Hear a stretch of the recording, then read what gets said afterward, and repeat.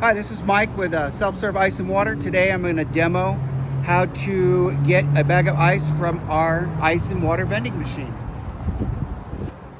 Okay, this machine takes credit cards, tap and pay, coins, or bills. The first thing you're going to do is pay for your bag of ice. It's very simple. Okay, step 2, you're going to grab a bag from the dispenser, grab it, pull it out.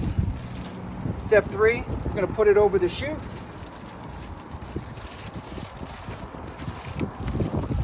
And then we're going to press the ice button here. And within 6 seconds, it's going to dispense 10-pound bag of ice.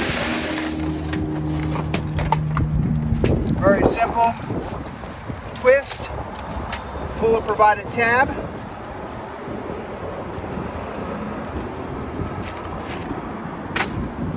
£10 of ice, self-serve ice and water.